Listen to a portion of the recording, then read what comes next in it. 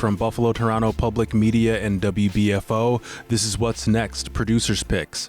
Highlights of conversations heard on previous episodes. On today's show, immigrants are constituents. They are taxpayers. They're contributors to society. And those are things we want to show, but we also want to show that they are human. They are here because of things that me and you and anybody else is also susceptible to going through. Hagar Hafez from the New York Immigration Coalition. And we close out with... But people kept asking me, like, what do you want to do? Do you want to be like a building administrator? And everyone in the room said they wanted to be a building administrator. And my friends to this day still tease me because when they got to me, I said, no, I want to be a superintendent. And they were like, really? Superintendent from the Olean City School District, Dr. Genelle Morris. I'm Thomas O'Neill White. Thanks for listening. First, we revisit Jay Moran's conversation with Hagar Hafez from the New York Immigration Coalition. Hagar's advocacy involves language access, and she has also worked as a translator and has navigated resettlement herself. She joins Jay Moran to discuss this work, as well as lobbying for policy change in Albany, the future of immigrant communities in Buffalo, and more. A lot to talk about just because of the nature of your work. I mean, it really touches upon a lot of things that we're hearing about in the news, most certainly on a national basis for sure. But we want to focus, to start at least, on language access. Yeah. Give us just a general understanding of what we're talking about here. Absolutely. So in general, language access is access to everything, right? It's access to healthcare, school system, maybe a court date, your immigration status, anything. Really what it is giving someone the ability to communicate and voice and advocate for themselves.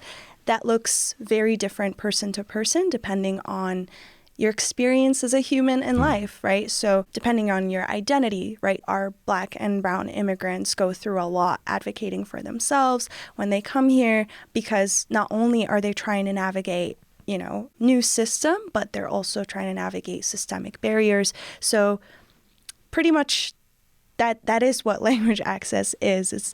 It's being able to advocate for yourself, for your family, being able to say something as little as your basic needs.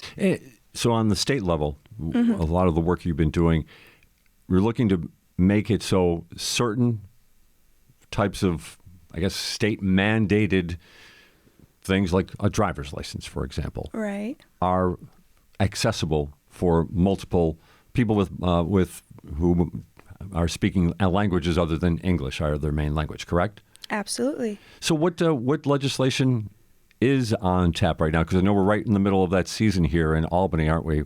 Right now with lobbying. As a matter of fact, you shared with me some of your lobbying stories from just yesterday. You're a very busy person from Albany back to Buffalo. What is on the docket? What's out there right now that's being talked about?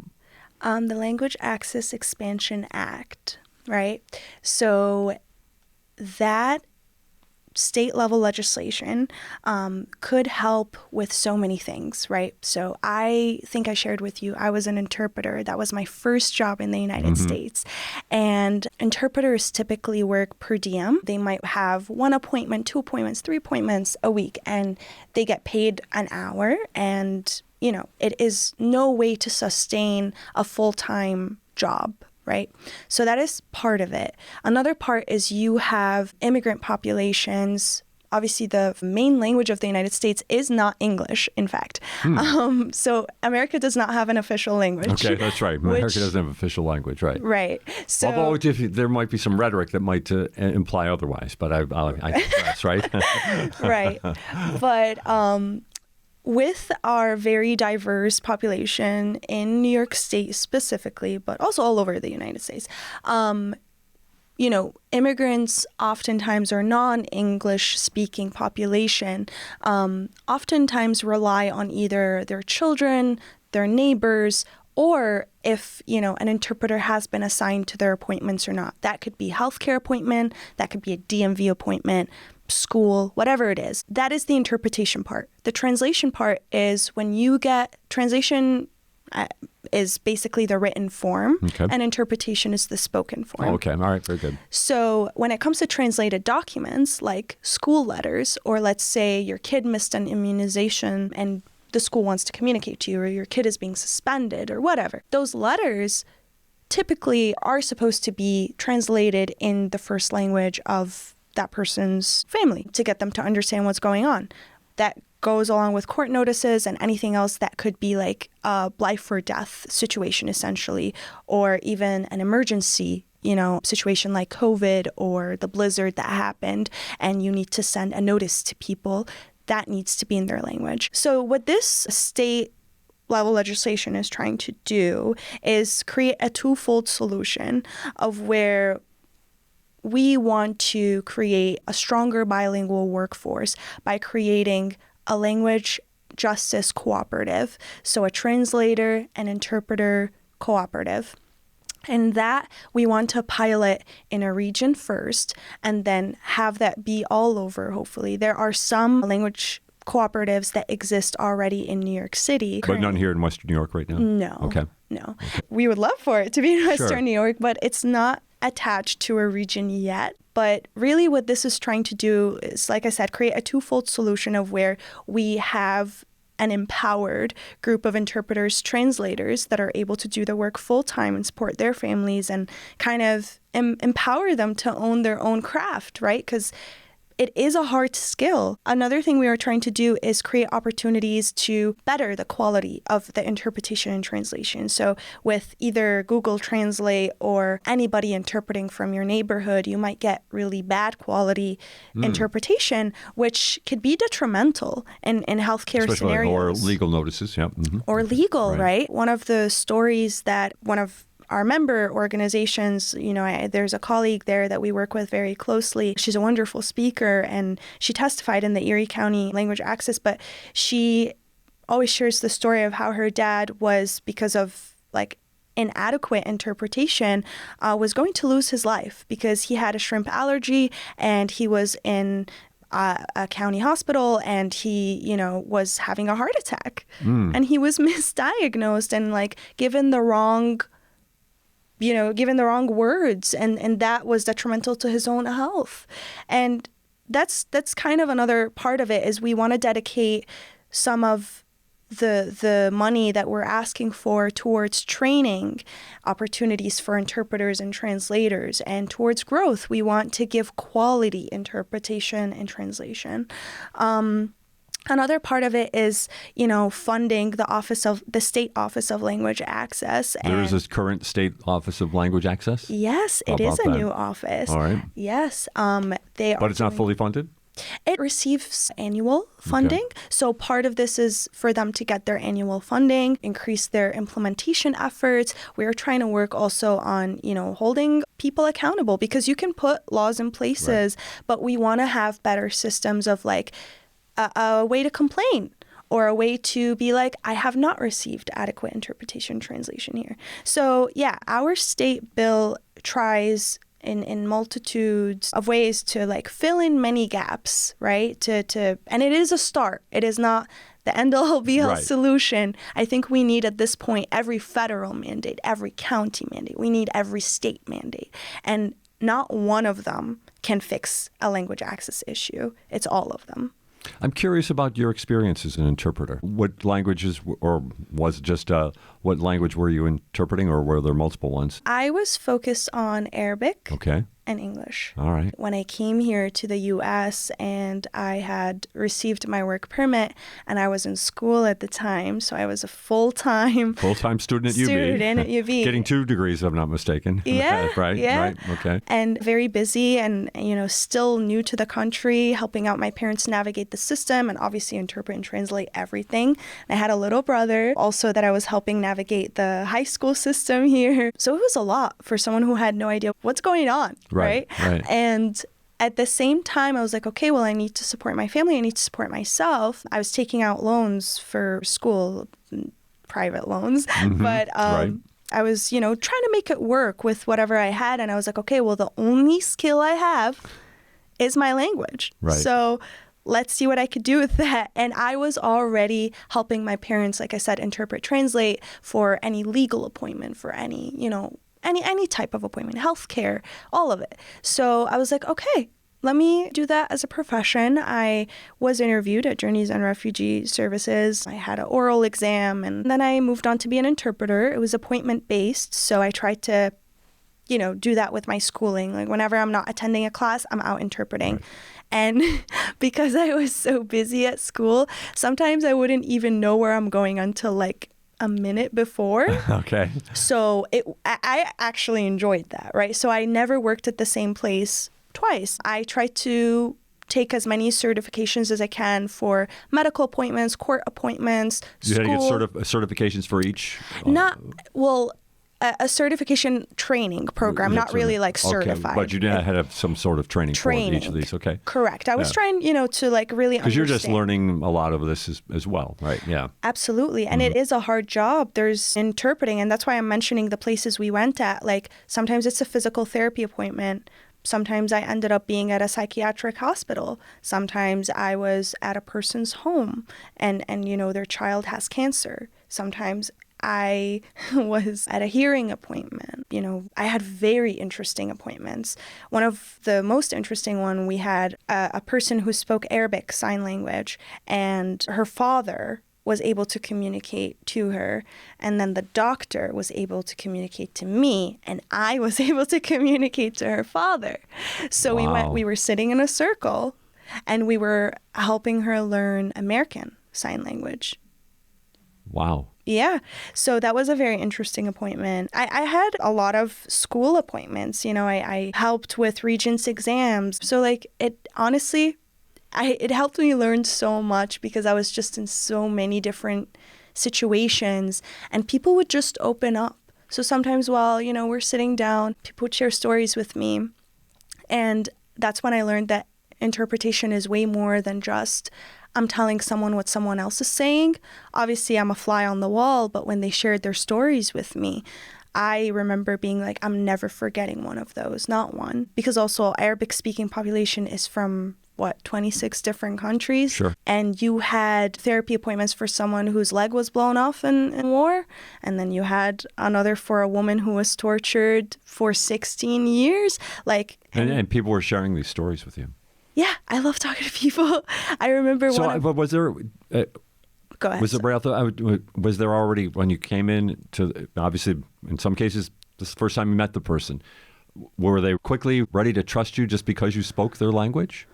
Or is it something else that has to take place in that dynamic that makes a person trust you? Because obviously they're relying on you considerably to make sure that, you've got everything correct. Yeah, absolutely. I think you're right on. I think it's both. We have a saying back home that if you speak to a man's heart, you're speaking in his language. Mm. And if you're speaking to their mind, you're speaking to them in a foreign language. And I think that already puts the barriers down because they're like, okay, this person sees me on some level. But also I think it's the people. Like you have to know how to talk to people and just be there, be a person, and put your heart in it. And they are going through a lot, right? In that moment, like in some of the situations, if you have someone there who has been tortured for 16 years, carried that trauma, came to the United States, you have to work fast. You have to support your family. You have to navigate the system, right? And you're sitting there without a heart. Of course, you're going to get a different interaction with that person who's been through a lot.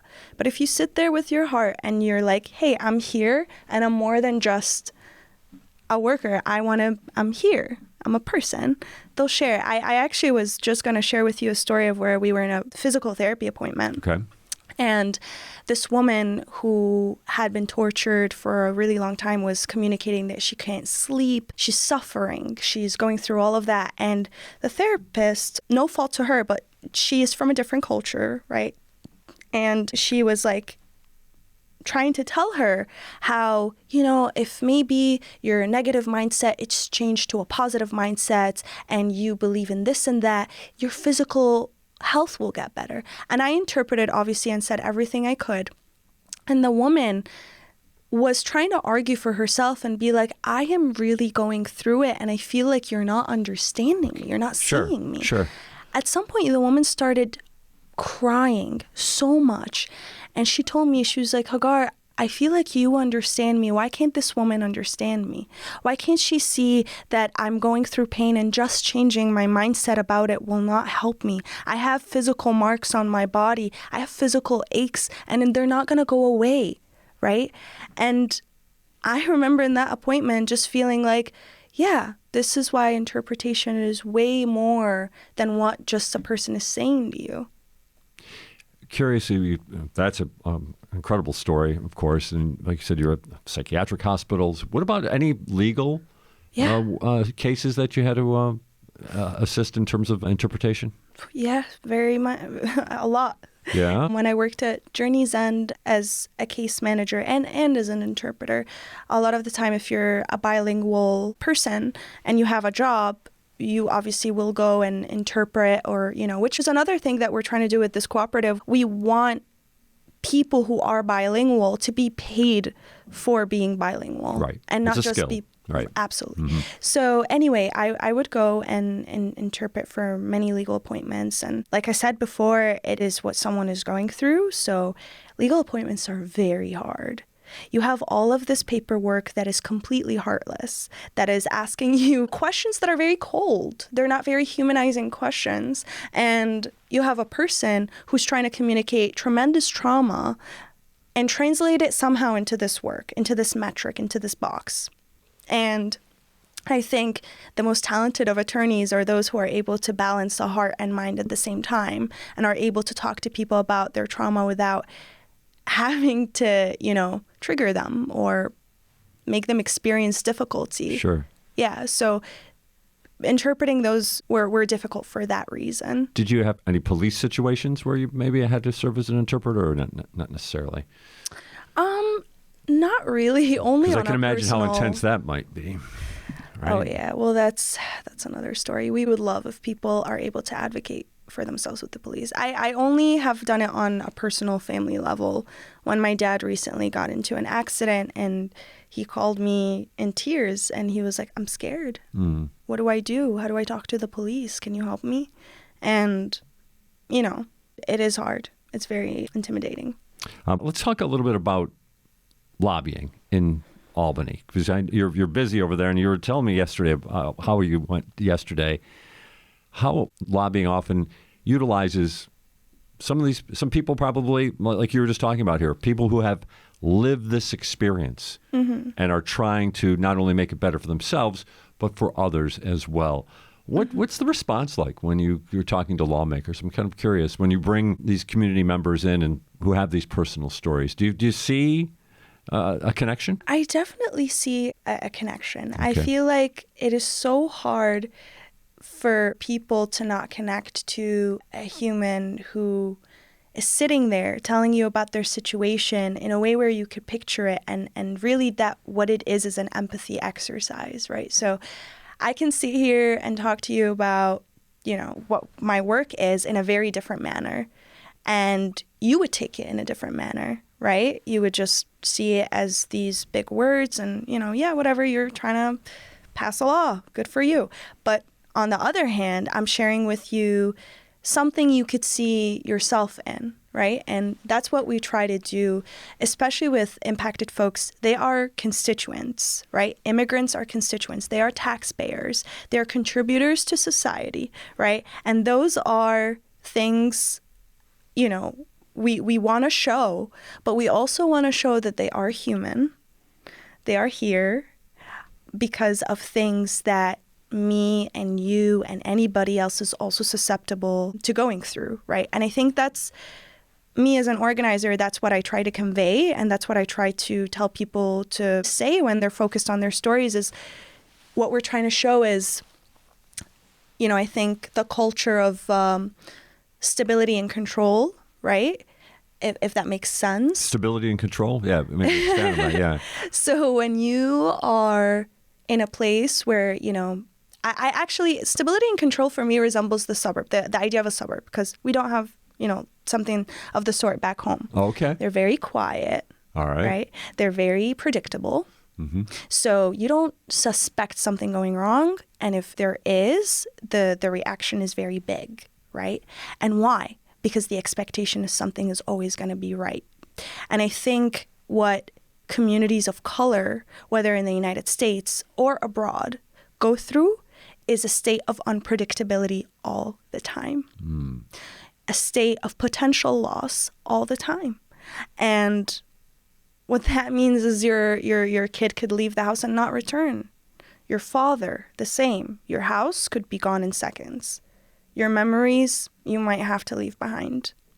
And I think without a human story in that room saying these things, the person in front of us might have never experienced that type of loss and would not on their own be able to know what that's like unless they sit in front of, if you're a mother and sitting in front of another mother who lost their child to war, then you would understand, if that makes sense. It makes a tremendous amount of sense. I've never heard the connection quite put like that, but that's well stated for sure.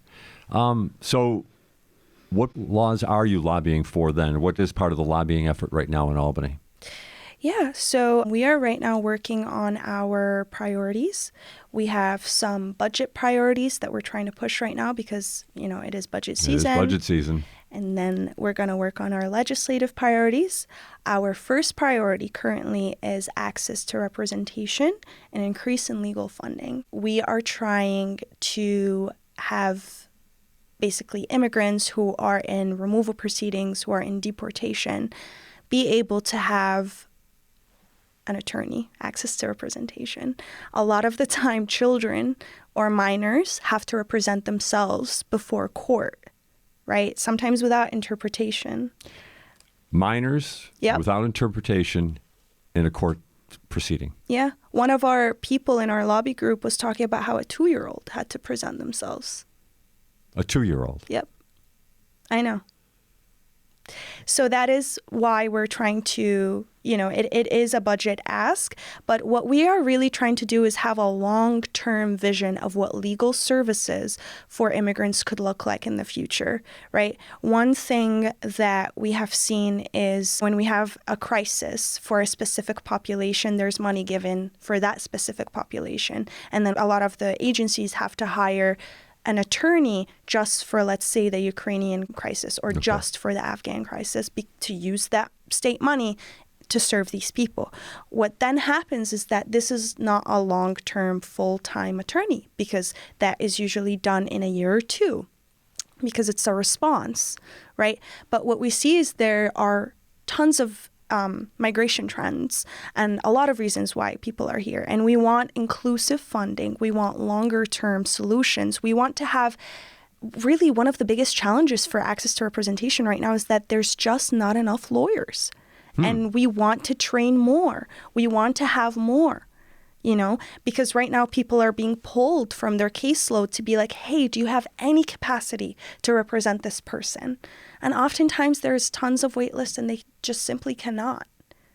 And when we're talking about we're talking about lawyers that are trained in immigration issues? Correct. Right. So a general practitioner lawyer probably can't help you out in that regard. Yeah. Okay. I just want to make sure I understood that for sure. So that's the top priority. So back to it then.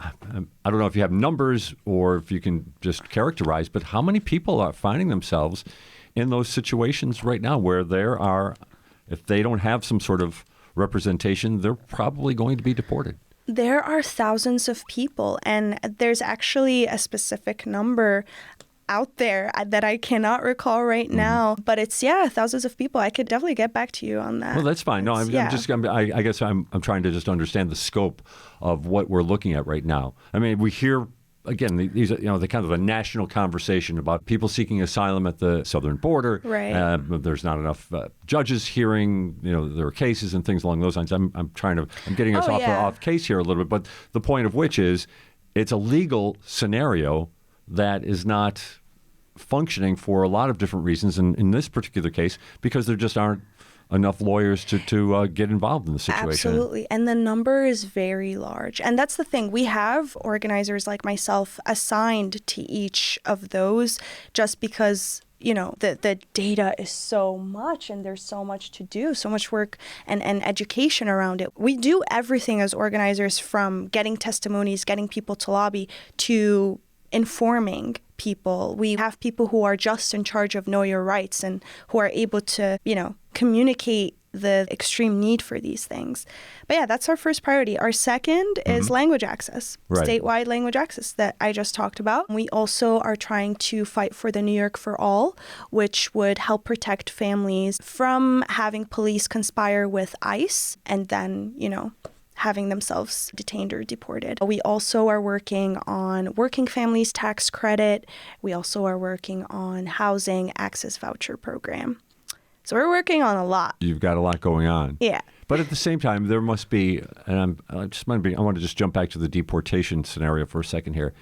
Are there cases where we're seeing people being deported, and legal situations are never simple, but where perhaps it was just a simple matter that if there was an attorney present, that the deportation would never have happened? Absolutely. Absolutely. There's 60% of represented cases win, asylum cases. And a lot of the time what we want is people are trying to apply for asylum.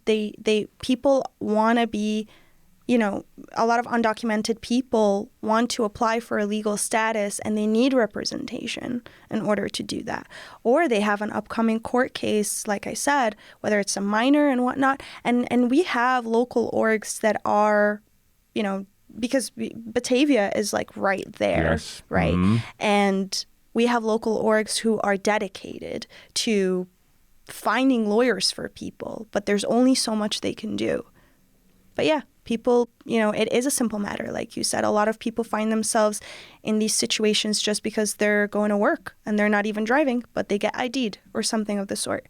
I'm curious about the general climate right now when it comes to immigration. And I'm talking about kind of the ecosystem or whatever, the political atmosphere, however you want to look at it. You're in Albany, so you see it from one perspective. Then, of course, you're a resident of Western New York. Talk about how receptive or welcoming or perhaps maybe even hostile responses are sometimes when maybe, say, you're in the state capitol. You're talking specifically in Albany? Well, in this particular case, I want to compare and contrast maybe if Buffalo is a little bit different. Or is it kind of the same?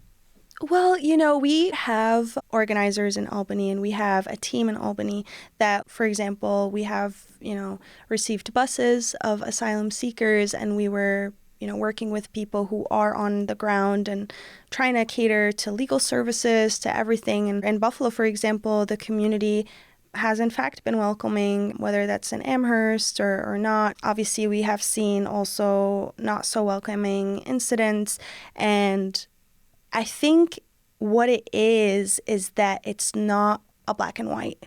Okay. There's not a place that's like just ultimately so good to people and another that isn't. What it is, I think, is always a mixed bag of where you have people who are dedicated to include all of the constituents, all of their neighbors, all of the newcomers, and then you have people who are a little bit more challenging. And I think that's why increasing awareness is so important, and empowering the community and not pitting communities against each other, but rather being, when it comes to housing, immigrants need housing, but so do all New Yorkers, so do all people, humans, right? And I think that is kind of the narrative that we are trying to push forward, is we want inclusivity for everybody.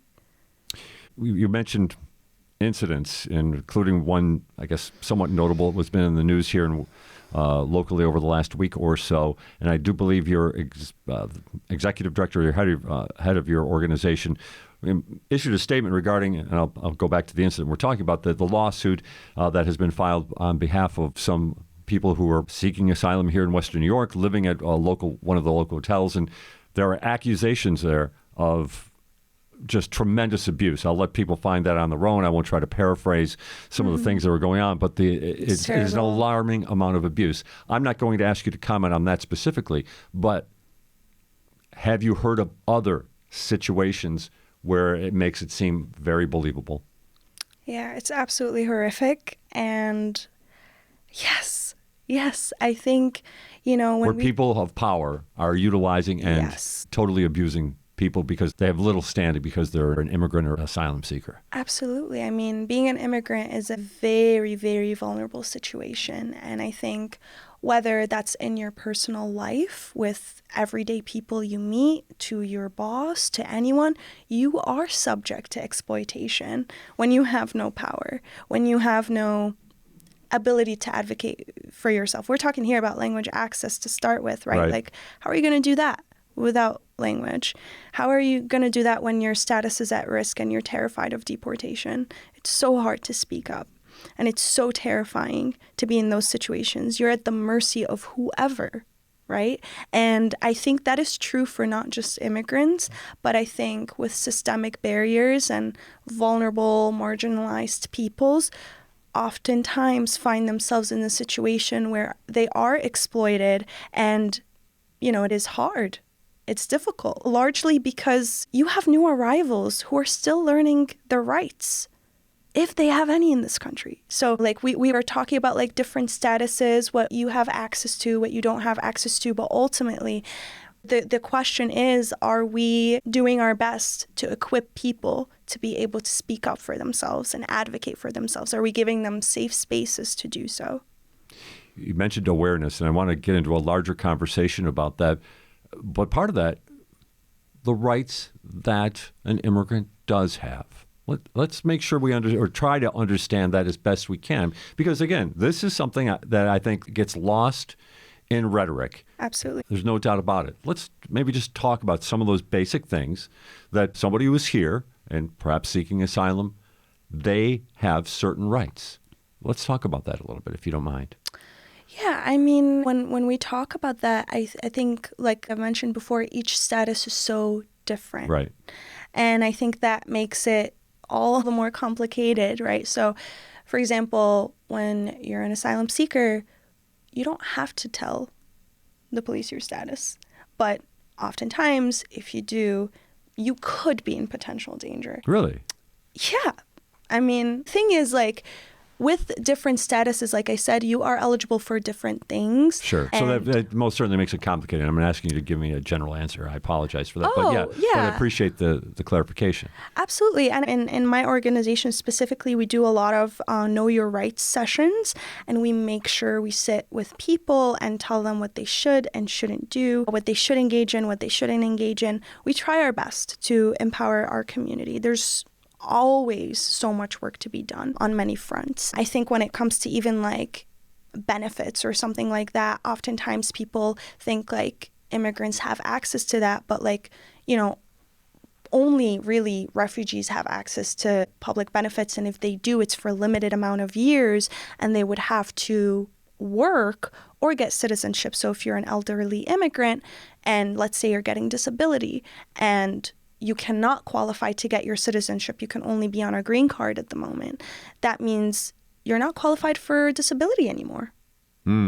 So there are so many conversations about what immigrants have access to, and currently we are trying for access to representation and language access. We're really doing our best to empower folks. We want people to be able to speak up, and what we're saying here with these priorities is not, hey, give everybody status. It's, hey, give people a chance to be people, advocate for themselves, and be able to be empowered and live with dignity.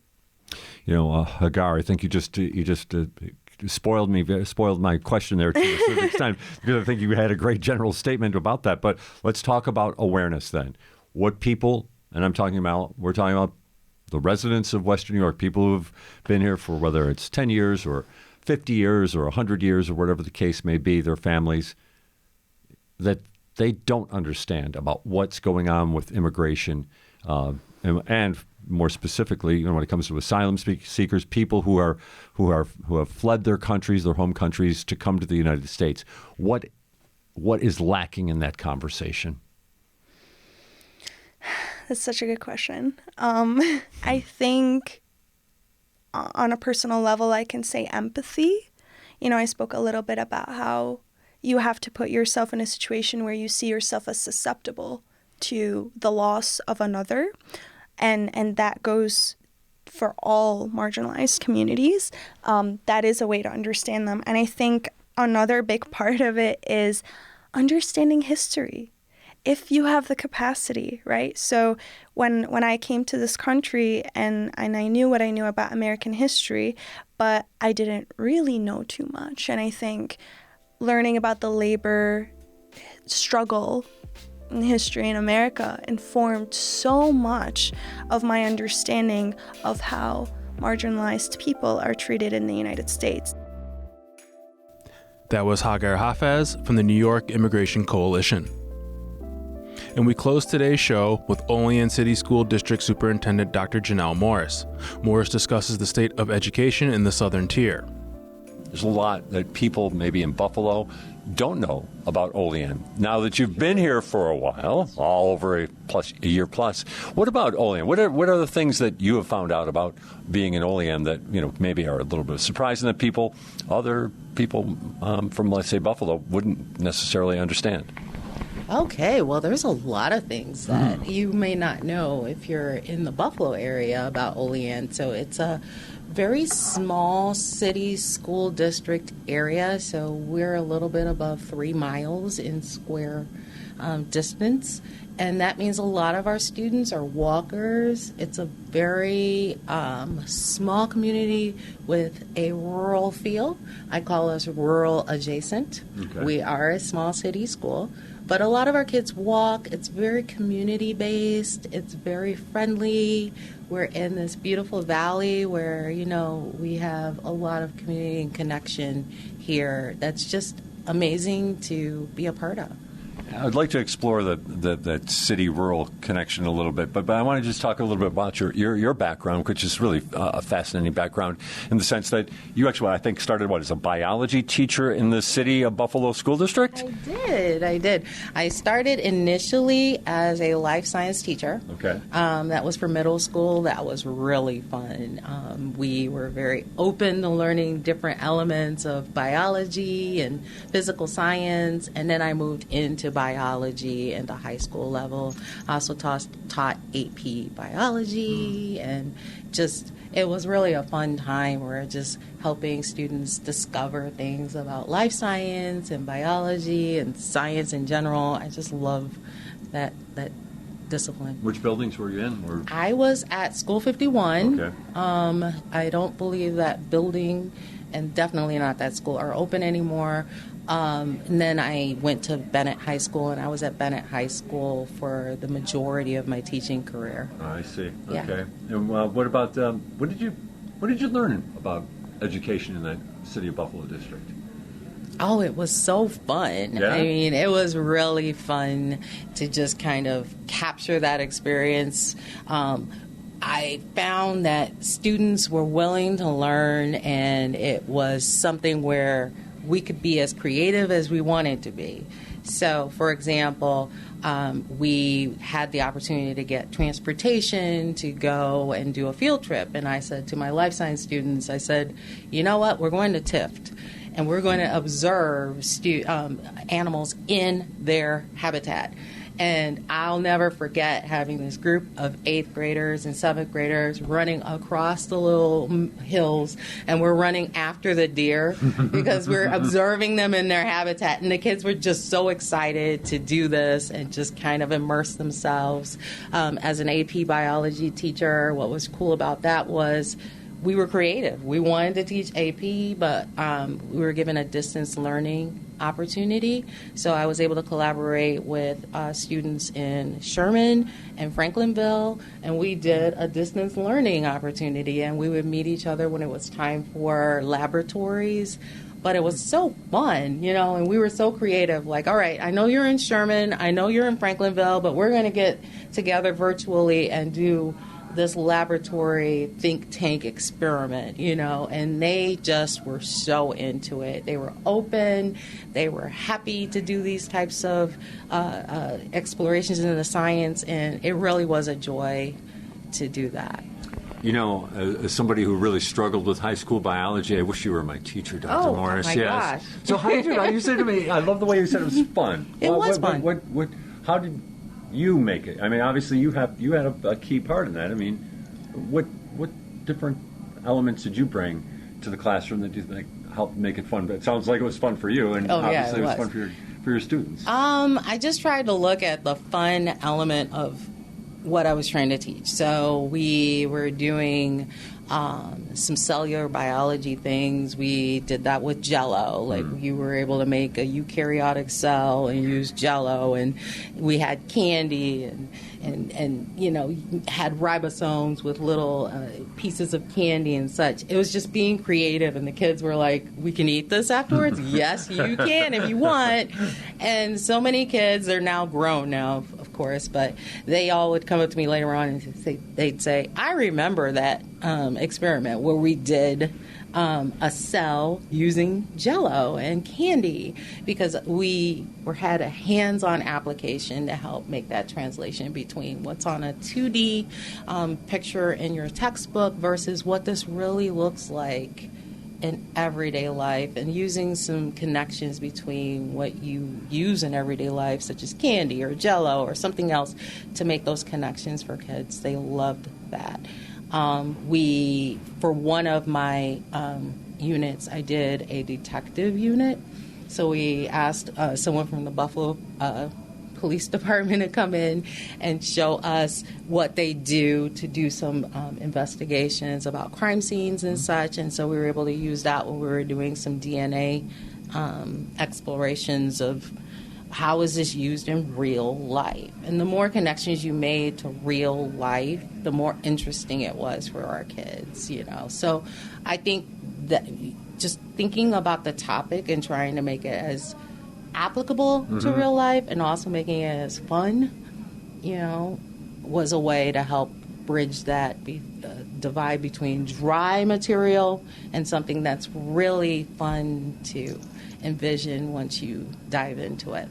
As you well know, certainly as an administrator, but you probably saw it as a teacher as well. The City of Buffalo School District's its student population, some of the most poverty-stricken, student bodies in the entire state of New York. Right. How did you see that manifest itself in the classroom? Well, when I taught at Bennett, it was before they did the big renovation, and sometimes we had to be creative about how could we make sure that our students had access to the same type of laboratory experiences that maybe students in more resourced schools would have.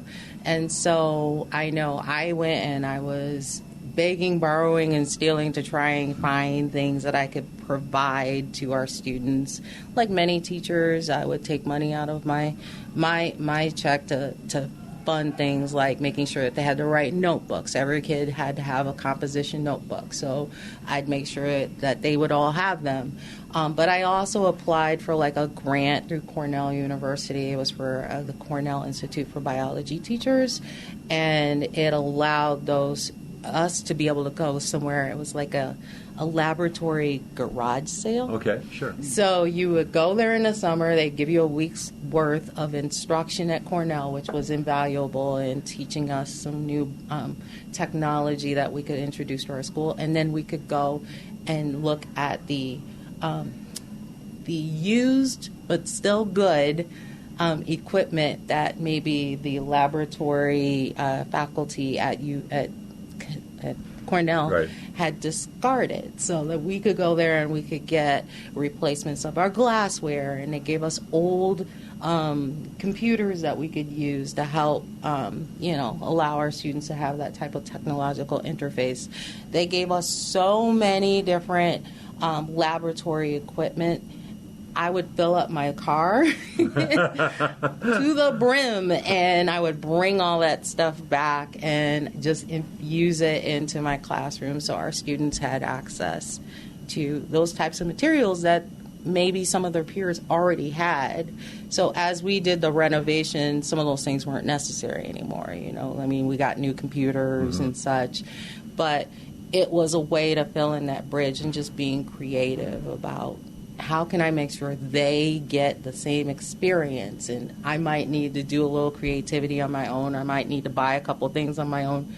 But I was dedicated to make sure that they got the same experience. A couple of questions about your teaching experience, if you care to share. Let's maybe talk about the joy of teaching. What was it? What was it for you? I loved what I taught. I remember you like being the subject matter. I love the subject matter. I remember being in 7th grade and my biology teacher showing us the DNA helix, and I was like, oh my gosh, this is so cool, and how it could fit together and how you could envision it and just feel just the idea of that. I told my dad immediately, I want to be a biology teacher. I think I started out with saying I wanted to be a biologist. And he said, well, biologists don't make a lot of money. I said, well, then I want to be a biology teacher. And he said, they don't make a lot of money either. And I said, all right, well, this is still what I want to do. So, I got into the classroom, and it was so cool because I was like, oh my gosh, this is something I love, and I can share that love with others. And my students were so open to learning that it was a way to share what my passion was. And I really enjoyed what I do.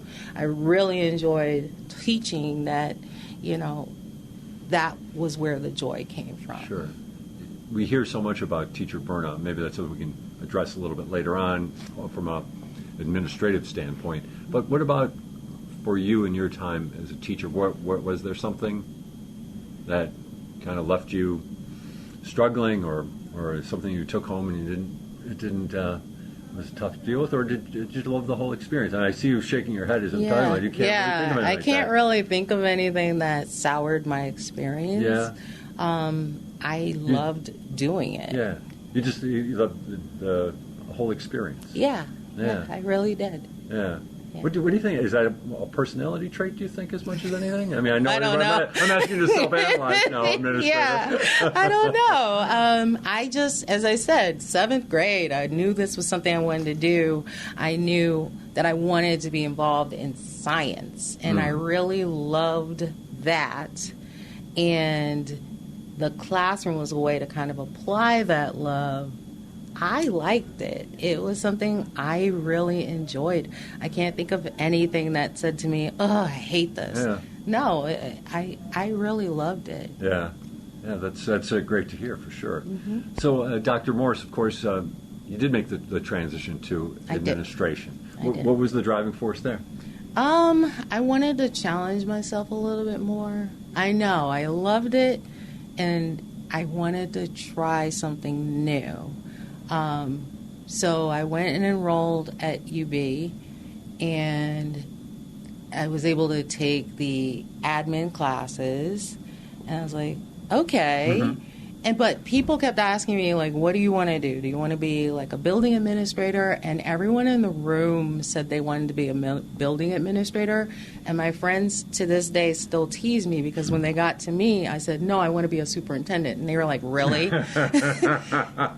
But I did. Okay. I was like, okay, I want to challenge myself. If I'm going to go down this road, I want to challenge myself. And I think that was really the inspiration to go the admin route. I want to challenge myself. I always knew I could teach. I loved teaching, and I could teach biology, I could teach science, and I would be happy. But I really enjoyed challenging myself. So there was a little time before you became a superintendent. So you spent time in the Buffalo Public Schools Administration. Sure. Just tell me about your experience. So the roles that you had. Well, I started out very, very, very briefly in research, evaluation, and accountability, which later on was where I spent most of my career. But I started out initially very briefly there. And then I was moved to a building. And in the building, it was great. It was just a different approach. It wasn't like being in a classroom, and it was more disciplinary. And I was like, I want to capture something that still captures my passion, but it also allows me to feel like I've done something challenging. It's still pushing me to grow. And so that's how I ended up back in research evaluation and accountability. It's now the Office of Shared Accountability. There was also another prompt in there as well. All the new assistant principals were laid off, and I was one of them. Oh. So I did go back to teaching biology during that layoff period. And once again, as I said, I was happy as a clam. And then I happened to see the person who was running the accountability department, and she said, you could always come back. And I was like, I really enjoyed that. So I went back to accountability, and I spent the majority of my administrative time there. Mm-hmm. Yeah, what is it about the accountability that attracts you? Or it seems, again, I don't know, I have this feeling that no matter what topic I bring up, you're going to be enthusiastic about it. There are some topics I'm not enthusiastic about. Well, we'll about. keep digging for that. Yeah. No, this was really a challenge, because I was given the responsibility of reporting all of the data for the second largest school district in New York. And at first it was intimidating, but I was like, I could do this. This is going to be really, really fun to tackle. And as I just jumped into it, I really just developed some processes and ways that you could do it in a way that allowed the accuracy of our data to be reflected in reporting. I was very, very methodical in my approach, so that science background really helped. Mm-hmm. And it was just one of those things that I was in a groove. I could do this. This was great. So, 36,000 students and their records, but I knew them. Like, I knew where every single template went and what every single template meant, and when you pulled them from the student information system, how that translated, and how to make sure that every single data set that was ever publicly reported had gone through a vetting process and been validated to make sure that they were accurate.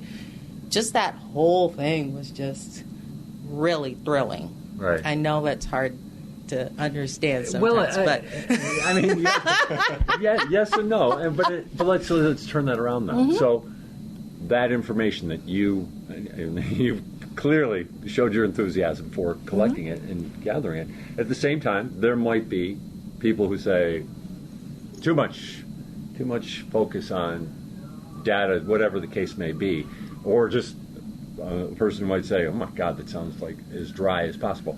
The importance, though, of gathering that information in terms of how that finally translates into the classroom, into the buildings. Talk about that, and I guess if I'm asking you to make the case for how important that information is. Oh my gosh, it was so important. I don't think I really truly understood the magnitude of importance until I got into the role. So as in my teaching role, I just knew that the students took their tests at the end of the year and they got certain scores, and sometimes we were on a list and sometimes we weren't. Once I got into the role where I was overseeing all of the data from the entire district, I realized the critical eye that was needed to make sure that every single time a data point was reported about our students, about our schools, about our classrooms, that they had to be the most accurate data set possible, because so many decisions, critical decisions, were made based on that data that was reported. And it was our job in that department to ensure that that was accurate. There was no leeway for accuracy. I'm sorry. Oh, that's quite all right. There was no leeway for the accuracy. It had to be accurate. So we had at one point 25 receivership schools. These were like categorized as the worst schools in the state. It was important to examine every single data set. What did you learn? We learned that, if there were any errors, it was our job to find them, make sure that they were rectified, make sure that they were validated, make sure that everybody knew what the data was saying. So if it was accurate, what is that saying? If it's inaccurate, it's our job to make sure that it's fixed. We would meet with our schools and have these conversations at all of the different stakeholder levels, trying to make sure everybody understood the the importance of examining their data. So for me, I was able, as a teacher, to impact a small group of students. Once I got into this role, I was able to help support the entire district. And that was something that was supremely exciting to me. What was the response, though? Again, you were talking about those 25 receivership schools. What was the response inside those buildings when you were bringing this data was being put in front of administrators and perhaps teachers as well? Mm-hmm. What was the response? At first, I think people were very intimidated. Like, this is something we've been given as a label, and there's nothing we can do about it. And I was like, absolutely not. This is information. And it's our job to make sure that the information is used properly to help drive student outcomes. That's why we're here. And there was a shift between, well, we send all our data to a central point, and then it goes through machinations that we don't know about, and then it comes out on the other side with a designation on the state side. No. I told people, you have a part in this. So we made sure people had levels of access to their data so they too could be involved with its reporting. We told people they had a responsibility to go in there and look at that data and make sure that it was accurate. We told people we're going to have regular reviews of these data so that you know what's being sent up there on your behalf. And there's a responsibility mutually to ensure that these data are reflective of what happened at your building. And so it was more than just this one directional reporting mechanism. This was now a partnership to make sure that whatever state ed got and used to make their determinations, we as a collective have been involved in it. We went from 25 receivership schools to 3. And that's in part because people really gathered around the idea that this was a mutual partnership to make sure that they had the most accurate data to make the decisions on the state ed side. And that was a collective responsibility from everyone. And that will do it for Producer's Picks. We would like to thank our guests, Hagar Hafez and Dr. Genelle Morris.